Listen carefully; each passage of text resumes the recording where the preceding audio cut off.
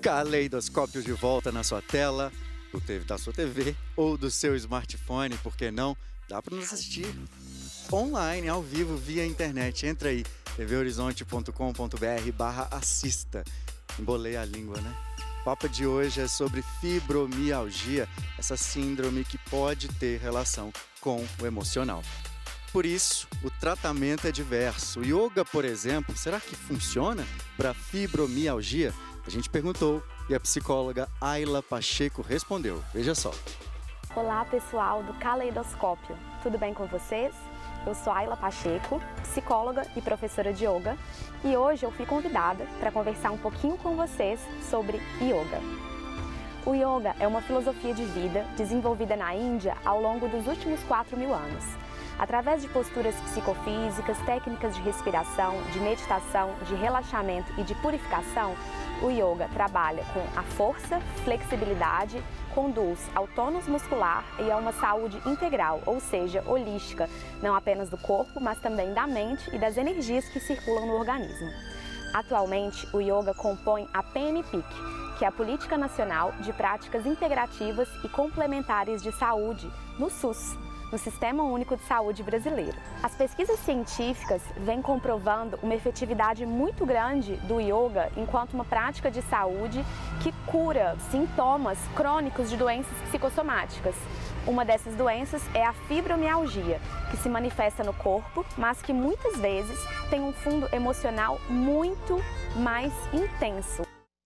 Obrigado, Ayla. Daqui a pouco ela volta para te ensinar um exercício que combate o estresse no organismo. Fica aí, é já já.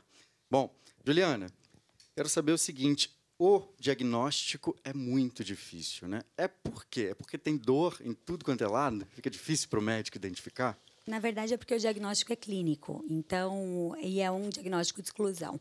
O certo é afastar todas as causas ou as doenças que possam parecer com fibromialgia. E aí, depressão, ansiedade, diarreia, constipação, dor abdominal, pontos dolorosos difusamente. Então, tem inúmeras doenças que podem similar essa síndrome, né, clínica. Então, muitas vezes você tem que excluir todas as causas mais comuns e aí isso se torna um diagnóstico de exclusão. Para o reumatologista é mais fácil, porque isso compõe mais ou menos 20% das nossas consultas habituais, assim. Agora, para o clínico, acontece mais ou menos em 5% das consultas, então corresponde entre 2% e 5% da população mundial tem fibromialgia. Aí, por ser uma doença menos comum, acaba que muitas vezes isso atrasa o diagnóstico, porque a gente fica procurando outras doenças. E muitas vezes as pessoas confundem, né, Sim. com alguma outra manifestação, enfim. E é verdade que é mais comum em mulheres? É 9 vezes mais comum em mulheres do que em homens. Não me pergunte o motivo, porque isso não tem explicação científica. Alguns estudos relacionados à liberação hormonal feminina já foram feitos e não tem relação nem com estrógeno, nem com progesterona. Então, a gente não sabe muito bem o motivo disso. Na verdade, a causa em geral, né, a fisiopatologia dessa doença, os mecanismos que causam essa doença, como o baterista disse, não ainda estão muito bem esclarecidos, mas incluem alguns mecanismos de neurotransmissão. O que é isso? De sensibilidade dolorosa à dor, tanto a nível periférico, então o nosso tecido, a nossa musculatura sente mais dor, passa isso para a nossa medula e no cérebro é reconhecido mais dor. Então você tem uma alteração de inúmeros hormônios, o Arthur disse alguns deles, como por exemplo a endorfina, o cortisol, também a dopamina, a noradrenalina, que são hormônios que fazem com que a gente sinta mais dor. Dor até sem ter motivo. Então, o toque dói, o abraço dói, um beijo dói, o vento gelado dói. Qualquer coisa diferente pode causar dor. E se você tem um motivo, por exemplo, um desgaste discreto, uma lesão discreta, essa dor ela se amplifica. Então, você sente muito mais dor do que deveria. Por que eu estou falando tudo isso? Porque o tratamento se baseia nessa modulação toda de hormônios em relação à dor. Então, a dor é real mesmo. A alteração hormonal faz com que sinta dor mesmo. E aí entram os medicamentos. não só medicamentos, como ele disse. Além, claro. A base do tratamento é a atividade física. O paciente que não faz atividade física nunca fica 100%. Eu tenho um paciente que hoje é maratonista e que não usa mais remédio há anos, assim, que passa lá só para me mostrar umas medalhinhas que ela ganha. Então, o que precisa é exercício físico, e aí, como o Arthur disse, assim, tem que ser lento no início, com uma duração menor e de baixa intensidade, porque senão o paciente vai a 1, 2 sessões e não consegue mais voltar, né? Porque dói, né? Dói muito. Dói ainda mais, né, Arthur? Então, é só para liberar hormônio mesmo, né? Com certeza, e não só também ficar preso a também a atividade física, o exercício físico, os pesos, os elásticos, não tudo isso. Tem também a parte que entra a terapia manual também, igual ele faz a acupuntura, entra a osteopatia, quiropraxia, as manipulações viscerais, cranianas, que também vão ajudar aquilo ali no início a diminuir aquele quadro de dor da pessoa, para você poder entrar com os exercícios. Você chega com uma pessoa com muita dor e já põe exercício, que ela vai sentir mais dor no final, depois ela não quer voltar, não quer fazer. Você sabe mais ou menos, Fábio, uma porcentagem das pessoas que te procuram relacionadas à fibromialgia? É muito clássico em mulher, claro, como falou, mas tranquilamente dá 40% da minha clínica tem uma síndrome relacionada à 40%. fibromialgia. E já vem com o diagnóstico pronto. Né? Ninguém fala assim, eu acho que eu tenho fibromialgia. Não, já tem o diagnóstico para tratar. E mulheres. E quanto tempo para fazer o efeito? Da acupuntura. Imediato? É imediato. Tem técnicas para liberação imediata e tem técnicas para tratamento mais constante, que é o que eu te falei, que é a harmonização dos órgãos em si, para continuar essa benfeitoria. É um tratamento crônico, então, realmente? Sempre crônico, sempre crônico. Então, a gente trabalha a nível de liberar imediatamente, a pessoa já se sentir feliz, muito mais tranquila, sai sem dor, daí vai para fisioterapia. É uma cadeia aí de ajuda mútua, né? Como cadeia. foi para você, Nayara? Desculpa, Anderson, mas a questão do exercício físico ela é importante, nem que seja começando com uma caminhada.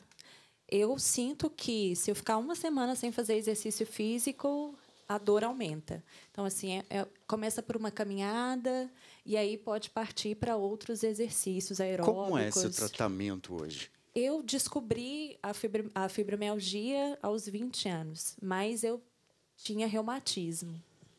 E aí era até uma questão que eu queria trazer para a gente discutir, quais outras doenças que poderiam se ocasionar ou se tem alguma relação às doenças reumatológicas, né? Eu tinha reumatismo desde criança, eu tinha muitas dores nas pernas e aquilo para mim era normal, né? Eu ia no clínico geral e é o que acontece. Isso é coisa da sua cabeça. E eu pensava assim, poxa, mas já que a minha mente é tão poderosa assim de causar uma dor no meu corpo, eu estou usando de forma errada, né? Sim, pois é. Tá tudo errado. E aí houve um tempo que os meus exames já não davam mais reumatismo. E aí eu fiquei preocupada, porque as dores só aumentavam. E eu estava num período de transição, eu estava de mudança da minha cidade, eu sou do interior, vim estudar, então eu não podia ficar perdendo tempo com dor.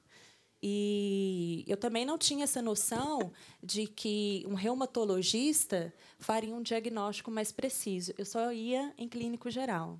Então, eu fazia tratamento para reumatismo, eu não tinha reumatismo mais. E aí eu tinha outras consequências da síndrome, porque a síndrome não é só dores, como já foi dito aqui. E aí eu fui em um reumatologista, fiz o teste, que é de precisão, né, doutora Juliana? E aí ele me falou, você tem fibromialgia. Eu nunca tinha ouvido falar de fibromialgia. Eu falei, meu Deus, o que é isto? E o nome é super difícil, né? E aí eu fui pesquisar, fiz o tratamento medicamentoso por um período, hoje eu não faço mais, e fui buscando alternativas. Você acha que falta informação sobre esse assunto? Falta informação. A síndrome ela é muito recente e eu acho que ela é um pouco subestimada. Assim.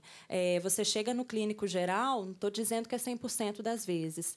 Você está com uma dorzinha no pé e aí não consegue fazer um diagnóstico preciso, você tem fibromialgia. Ou então, demora-se muito tempo, demora-se anos. Pessoas extremamente depressivas, porque te dá depressão, obviamente.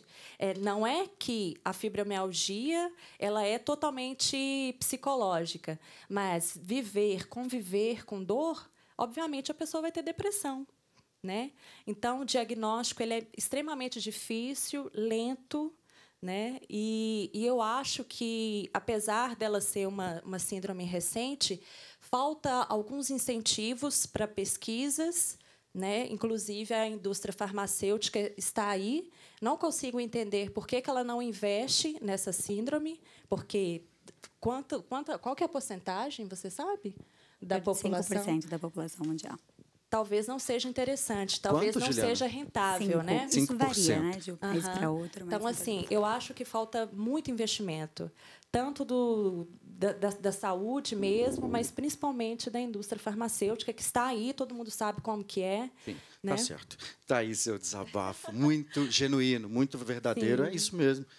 A gente não quer sentir dor, gente. E nenhuma doença a gente pode relevar, dizer que é menos importante. Lobos. Luz, agora é luz. Vai tocar. Isso. Bora. Bloco passado eu inverti as músicas aqui. Agora é o Luz.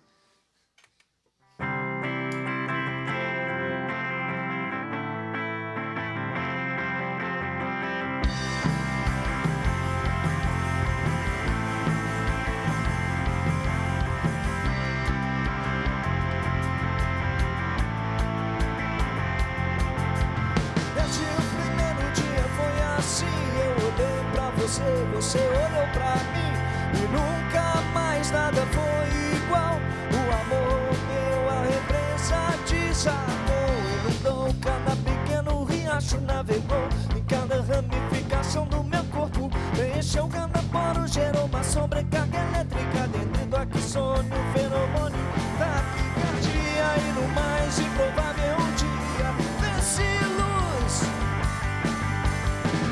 A luz veio assim de graça, soco no peito, como sem asa. Cegou a visão, abriu o coração, encheu o